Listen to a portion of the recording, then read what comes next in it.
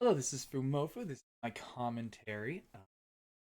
Bloodstained Curse of Ultimate Veteran. No out of bounds.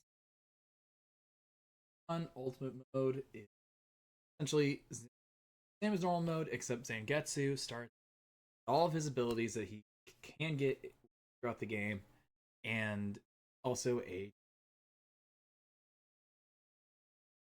category says it's no out of bounds, so very much what is quote unquote intended. Of course, there are still tricks, probably unintended strats. We'll get to that when we get this run.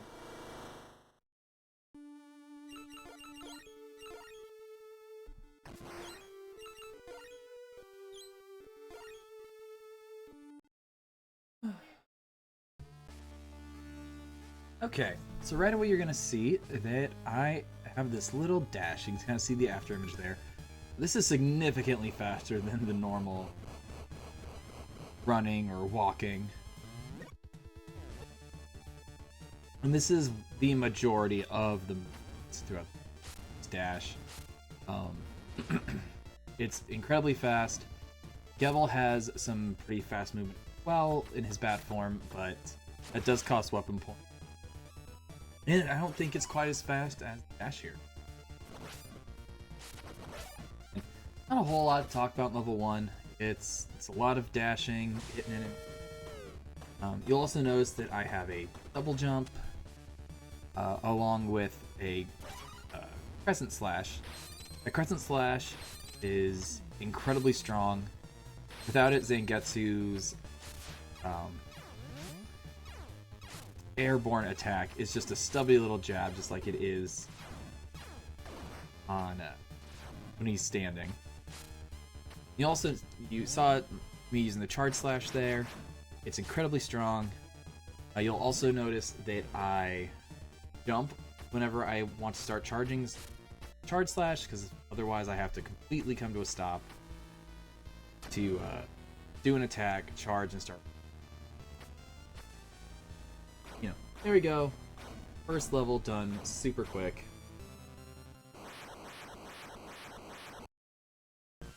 Here you're just going to see me do 5 charge slashes, and larger opponents can be hit multiple times by single attacks. So you're going to see here 5 double hit charge slashes, a few ball and chain hits, and that's it. Level 1 is done. You'll notice this, every boss except for the final boss and level 4 has one of these desperation attacks. If they are avoided, you'll saw my life count and went 3 to 4 there.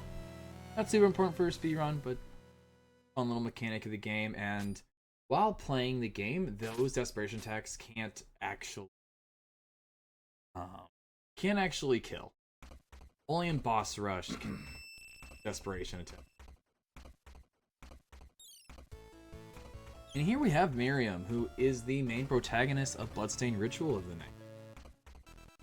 Night. Miriam is incredibly useful, while Zangetsu is the majority of the movement and damage dealing. Miriam is still very important. She has a higher jump than the rest of the cast. She has a slide, incredibly useful, and she has some of the strongest sub-weapons in the game. In particular, her axe. We're gonna see a lot of that axe.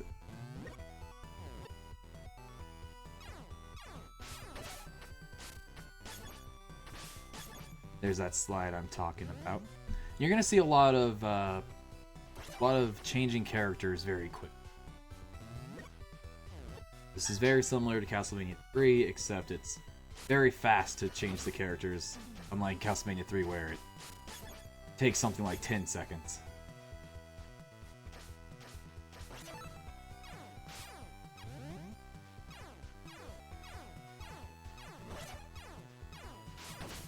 Little mistake there, but no big deal.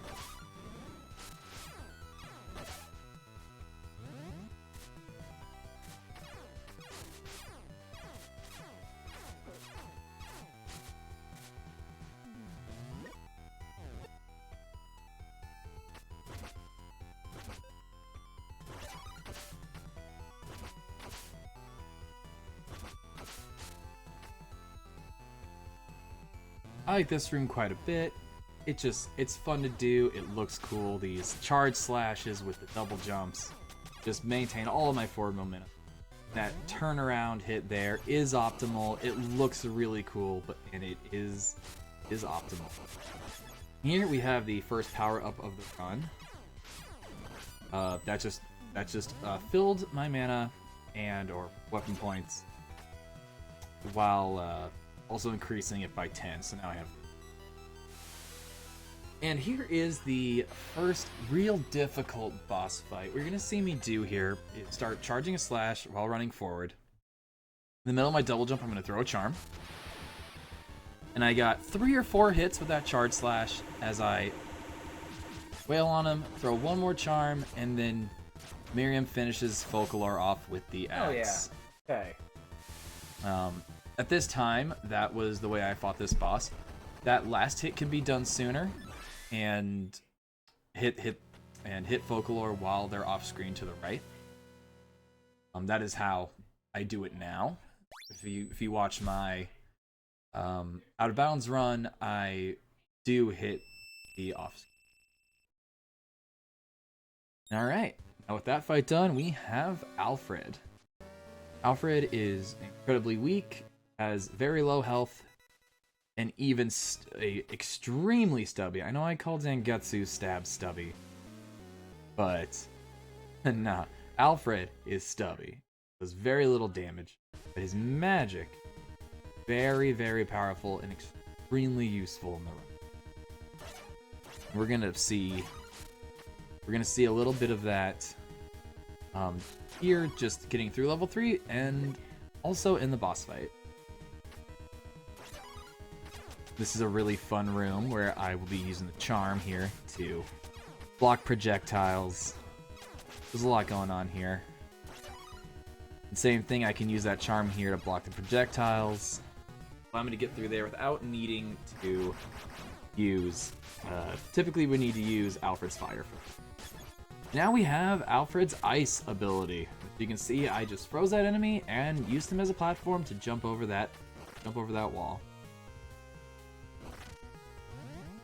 Ice is not Alfred's most powerful spell. The lightning is, and that's very situational. But the most useful and versatile spell is definitely the ice, especially in this run. Also, this spike room, very dangerous, very fun to get through. Got in there on a 1 cycle, perfect. Also, should explain, this is playing in veteran mode. Casual mode removes the lives, removes knockback when taking damage, and gives extra weapon points along. Itty bitty time loss there, but that's okay. More weapon points and double weapon points for drop. So a 1 or 5 potion drop in casual would be a 2 win. This boss, super fun. Get in 1 charge slash, series of ice axe combinations. When an enemy is frozen, they will take double damage from their next attack. So those 3 hits counted as 6 axe swings, and that axe is the strongest single attack in the game, even stronger than Zen's charge slash.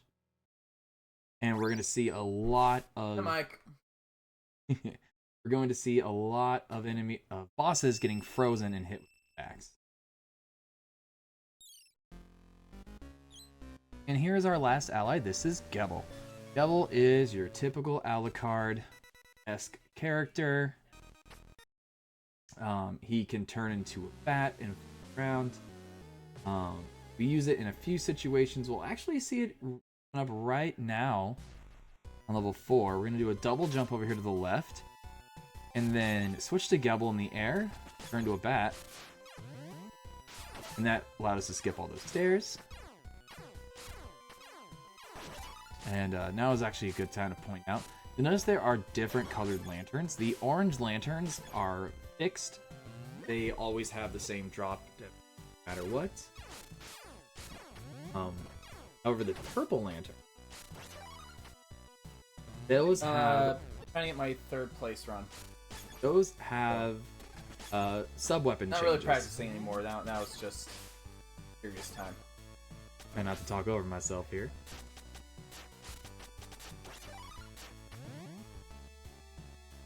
But when once I get third place, I'm gonna switch to the out of bounds category, and well, no, I'm probably gonna learn boss rush first, and then the out of bounds category, so I can later submit the out of bounds category plus, so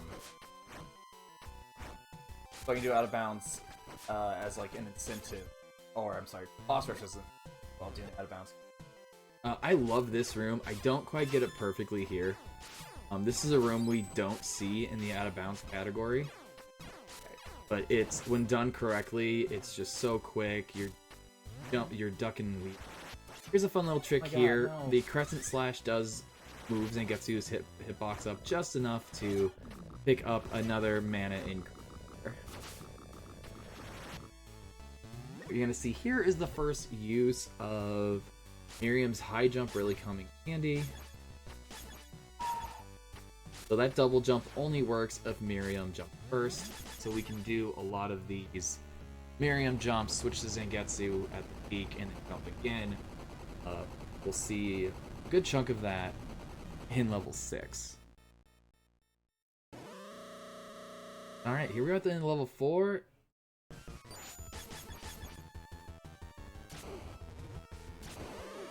Alright, simple right there. Like I mentioned, the axe very powerful. We freeze both heads. Hit it with the axe for double damage. Hit it with the axe one more time to finish him off. And then we have this last phase here.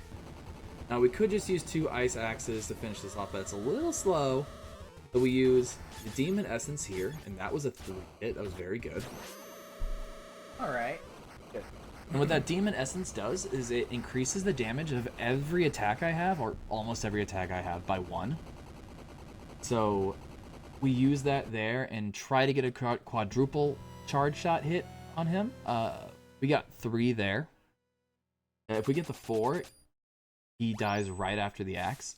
If we don't get the 4, we have to throw in 2 more shots like we saw there. Alright, just that particular comment in chat just reminded me of how Brianna got banned from GDQ chat for goodness. Here we're going to see more Demon Essence usage. These things have too much health to one-shot, but with the Demon Essence, they do die in one hit. I understand where moderators were coming from.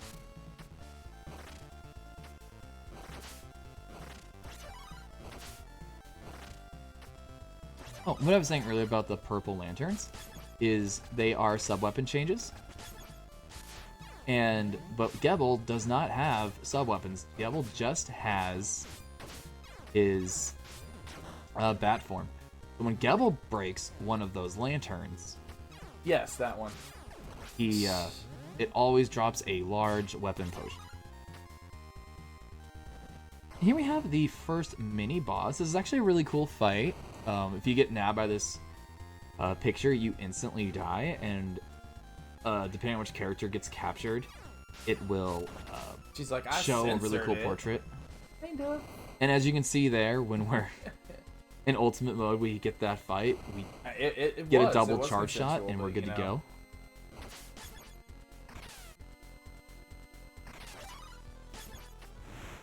Demon Essence again, so we continue to one-shot these enemies.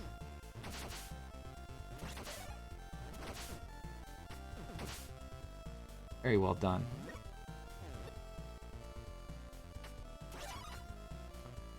And what I want by the end of this area is 30 weapon points. I don't think I get to 30. How do I not get to... Okay. Because I know I do a backup strat here that I developed. So it's still going to be a very quick fight.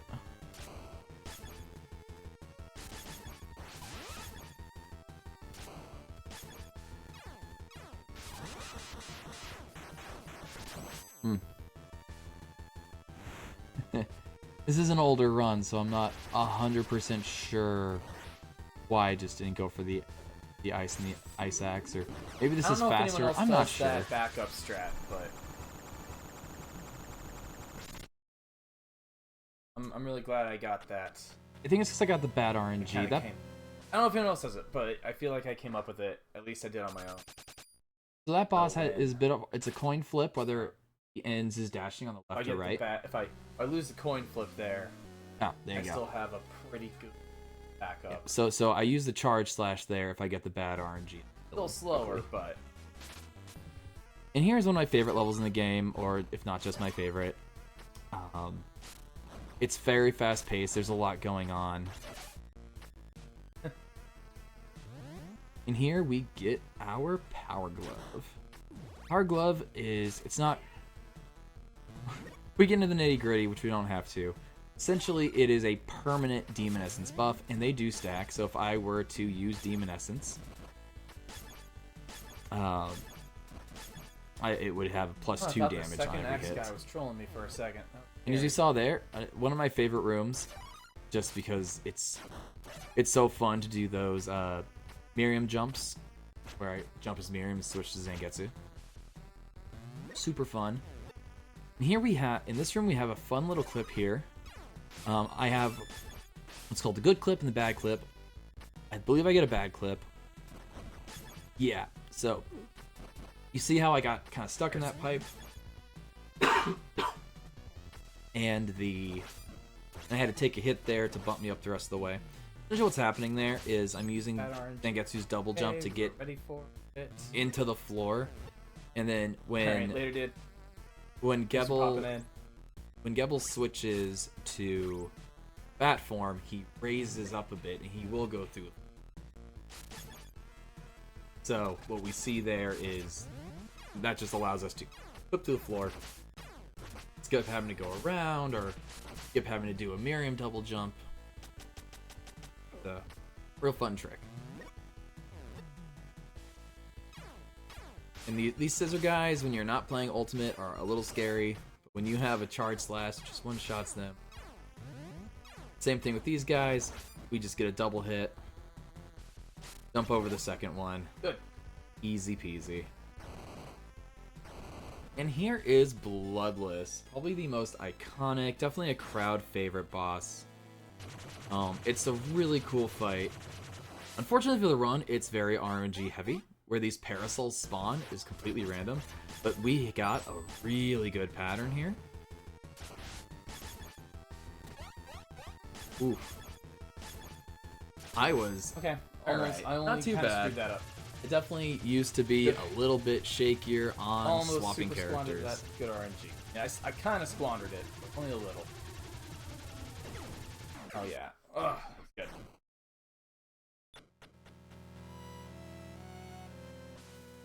Yeah, definitely ideal RNG is being able to get to that middle parasol and have it be on the right. And maybe you saw, maybe you didn't. Striking the parasols does make them stop in play. You didn't die in the last 4 levels at GDQ, you're not going to do it here. Right. Level 7. We are almost done with this run. We got one more level after this.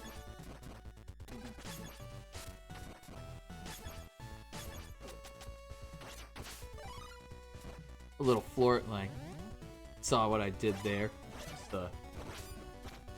use Miriam Zangetsu to get a high double jump.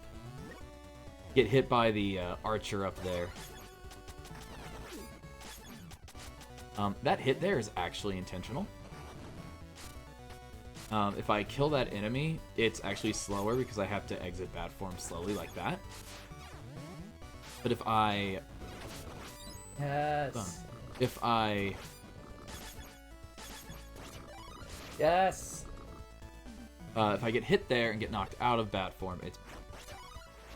you saw there, that was a big fire golem kind of creature. The only way to... Well, the only intended way to get through there is by using Alfred's ice, hitting him, break him open, and cross this way. And awesome, we got another double hit on the second portrait boss. That one is a little bit harder because the room is shaped a little different.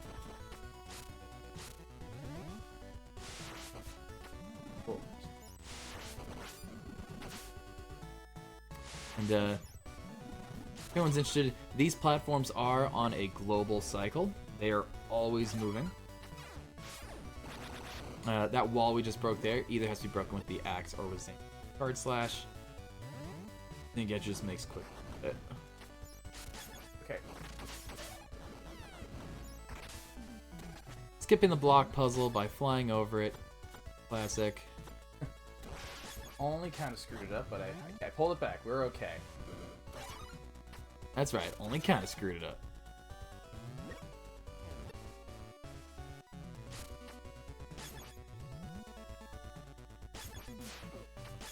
Oof. There we go. No big deal. And there's not a whole lot to say about this fight. It's just gonna be 4 ice axes, so it's a really cool fight. In other categories, we actually get to see it. You saw there, I did switch to Zangetsu to get dashing speed.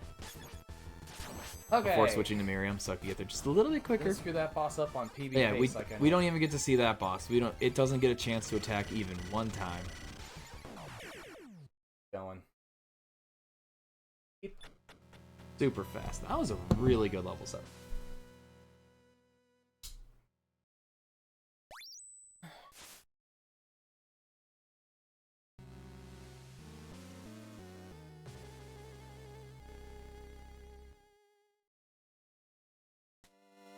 And here we are in the final level. There's a lot going on in this stage. Here we're just running. We're kind of running away from all these insects, or I'm still not sure what they are. There's this long set of stairs you're supposed to go down when this thing chases you, but we can just walk right off, land on the stairs, and keep going. Stairs are slow, falling is fast. And here is why we picked up the fire. Fire makes us immune to these insects, or whatever they are.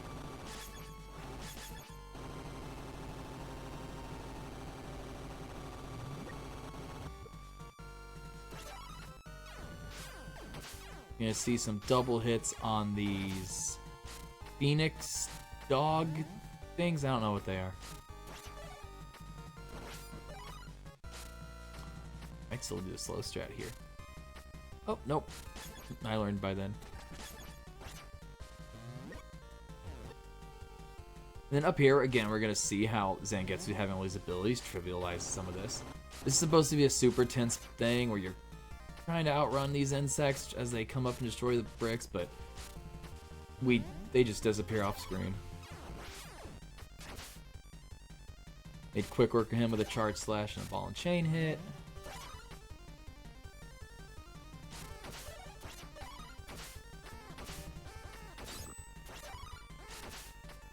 That room with the birds dropping the frogs.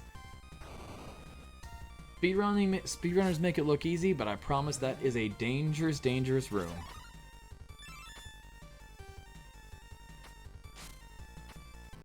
Alright, alright. And here we are at Gremory, the final boss.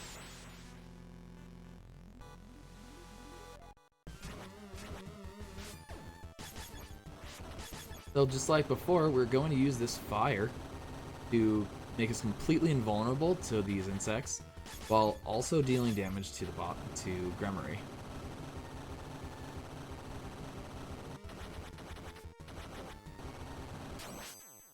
A little slow, Ow. but that's okay. Exactly what I was gonna say. That was a little slow. Maybe lost 2-3 seconds on phase 1. Ideally, right as soon as the second wave of insects leave the screen, that's when the phase ends.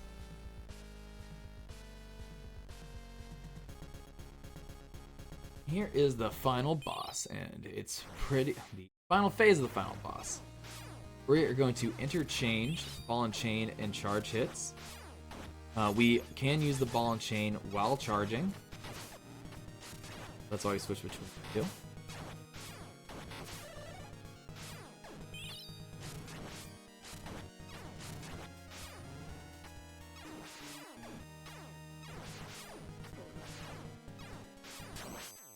Boom! Yes! I got excited for that.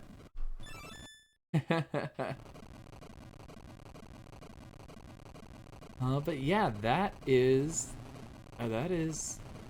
Bloodstained Curse of the Moon. Ultimate, no out of bounds, veteran. Hope you enjoyed it. Thanks for watching. Thanks for considering. Thanks for taking the time. Actually considering me for Summer Games Done Quick. Yes! I appreciate you taking the time Oh to do my that. god. I'm gonna go ahead and pause. I'm gonna yes. pause this so you don't have to listen to me. Get overly excited about my first top 3. So thank you again. Take care. Bye.